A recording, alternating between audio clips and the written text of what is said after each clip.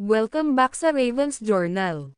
Andito na naman tayo para sa mga helpful tips, hacks, at guides. Kaya tara, simulan na natin. Kung plano mong kumuha ng bahay through Pag-ibig, siguradong gusto mo rin na mabilis ang approval para hindi ma-delay ang pangarap mong home sweet home.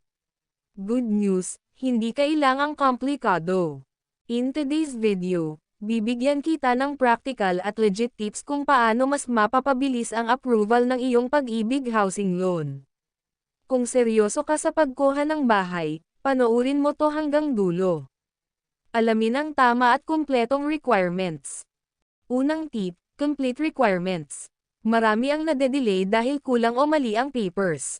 Siguraduhin na meron kang valid ID, government issued, proof of income, latest payslips, kung employed, ITR, Certificate of Employment and Compensation, business permit at financial statement, kung self-employed, employment contract at remittance slips, kung OFW, birth certificate or marriage contract, property documents kung pre-owned ang bibilhin.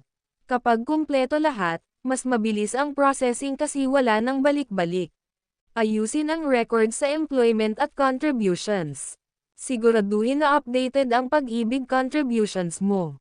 Kung may gap o hindi nagtutugma ang records, maaantala ang evaluation.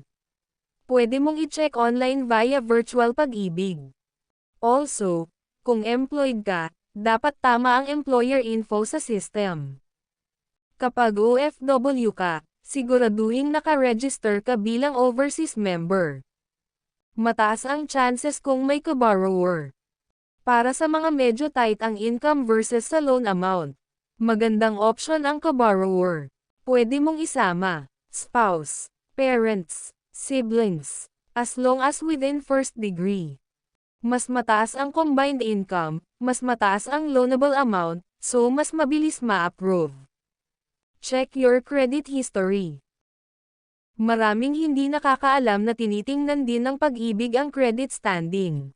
Hindi man sila kasing higpit ng bangko, pero kung may unpaid loans, credit card issues, o past due sa ibang institutions, pwedeng makadelay or makadenay. So before applying, bayaran ang past due bills. Settle unpaid loans. Huwag mag-apply ng sabay-sabay na loans. Kahit hindi ka perfect, basta good payer ka sa majority, okay na. Pumili ng property na approved at complete ang documents. Isa pang tip, siguraduhin na accredited o acceptable ang property na kukunin mo.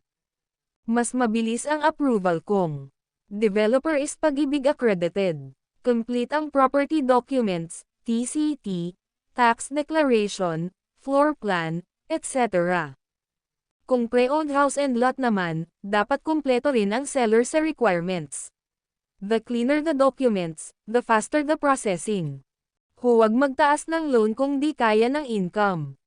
Isa pang dahilan ng delay or denial. Overloaning. Pag hindi pasado sa capacity to pay calculation, automatic na mababa ang chances mo.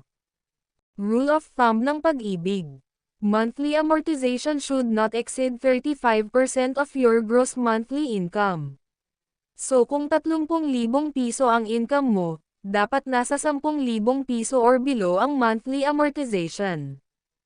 Choose longer term para mas pasok sa computation.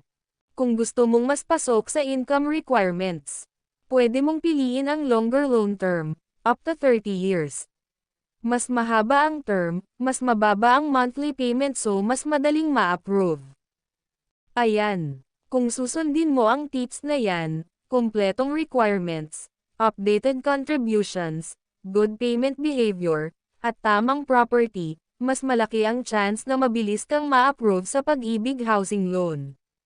Sa next video, ituturo ko naman sa iyo kung paano mag-apply online gamit ang virtual Pag-ibig. Step by step din yan kaya perfect para sa mga gusto ng mabilis at paperless process. Ako si Raven, and this is Raven's Journal, guiding you sa mas smart na adulting moves.